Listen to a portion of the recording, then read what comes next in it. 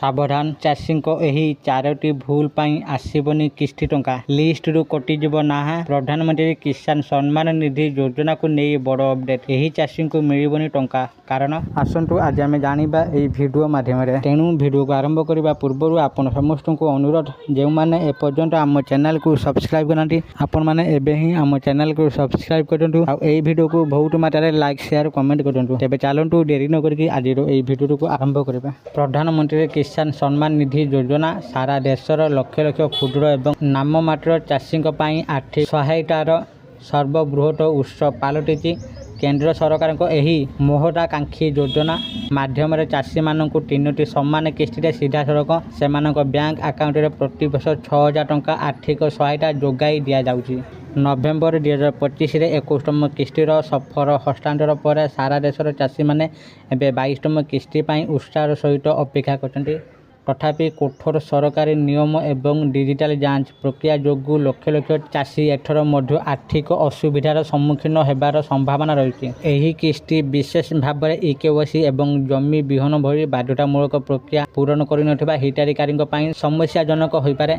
2026 February रे हेबाकु थिबा एही किस्तीर लाभ पाइबा पई चाषी मानक सेमानकर योग्यता एवं डॉक्यूमेंट गुडी पुनः जांच करबा बाध्यतामूलक, जहाद्वारा 2,000 टंका बिना कौनसी बाधारे चाषी आकाउंट रे जमा हो पार। सुगम नगद प्रभाव पाई जरूरी जांच तालिका जदि आपण चाहती जे परवर्ती 2,000 टंका किस्ती आपण आकाउंट रे बिना विलंब रे जमा हो तेबे एही कार्यगुड़ी को प्राथमिकता दे संपूर्ण करंतु। नंबर 1 संपूर्ण इकेवाईसी पोर्टाल रे ओटीपी माध्यम रे किंबा सीएससी केंद्र रे बायोमेट्रिक्स माध्यम रे एहा को अपडेट करंतु। नंबर 2 सठिक बैंक विवरणी बैंक परिदर्शन करूँ एवं निश्चित करूँ जे आपणकर आकाउंट एक्टिव अच्छी एवं आधार सहित लिंक अच्छी। नंबर 3 जमी रेकर्ड पोर्टाल रे जमी रेकर्ड पाइबापी आपणकर रेकर्ड को पोर्टाल रे फीड करूँ। नंबर 4 नियमित तदारख समय स्थिति जांच कर रखु जहाद्वारा जेकोसी रिजेक्शन तुरंत चिन्हट हो पार। समस्या पीएम किसान 22तम किस्ती यही कारण गुड़िक जो अटकी जापे आपण टंका। प्रधानमंत्री किसान योजना अधीन डीबीटी माध्यम टंका पठाइबा पूर्व सरकार तथ्य जांच करते। जदि आपण रेकर्ड रे निम्नलिखित कौन भूल थाए तेबे आपण किस्ती को रोकी दि जापे। नंबर 1 असंपूर्ण इकेवाईसी जो चाषी मैंने पोर्टाल रे सेमानकर केवाईसी अपडेट करना से माने एथर किस्ती पाइबे नहीं। नंबर 2 आधार बैंकिंग लिंक आपण बैंक अकाउंट को आधार सहित लिंक करबा एवं डीबीटी एक्टिव करबा बाध्यतामूलक। नंबर 3 डॉक्यूमेंट रे असंगति आधार कार्ड बैंक पासबुक एवं आवेदन फॉर्म रे नामर बनान अकाउंट नंबर किंबा आईएफएससी कोड रे कौनसी असंगति थिले पेमेंट विफल हेबो। नंबर 4 जमी विहन जदि आपणकर जमी रेकर्ड भूलेख वेरिफिकेशन पोर्टाल रे अपडेट करा जाय नहीं तेबे आपणकर नाम हिताधिकारी तालिका बाद दि जाय। समय मध्य आपणकर हिताधिकारी स्थिति किपरि जांच करेंगे। आपणकर योग्यता निश्चित करने आपन को कौन स्थान को जावाक पड़ो ना। आपन निम्नलिखित कार्य करी आपन घरे बसी आपन स्थिति जांच करें।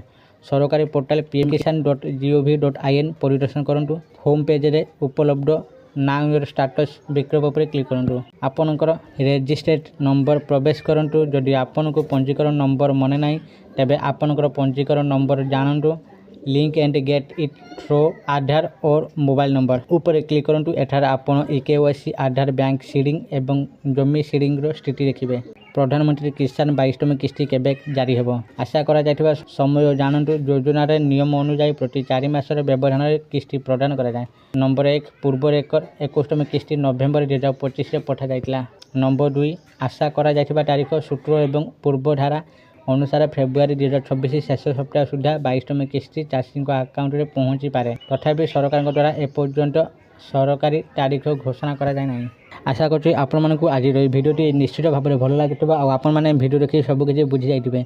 यदि आपण मानक भिडियोटी भल लगी था दयाकोरी ये भिडियो को बहुत मात्रा लाइक शेयर कमेंट करूँ। आउ जो मैंने एपर्यंत आम चैनल को सब्सक्राइब करते आपण मानक अनुरोध आपण मैंने एबे ही आम चैनल को सब्सक्राइब करूँ। आज ये पुणी देखा आउ एक नुआ भिडियो से पर्यंत मुझे आपण मान विदाय नौची। रोचे धन्यवाद।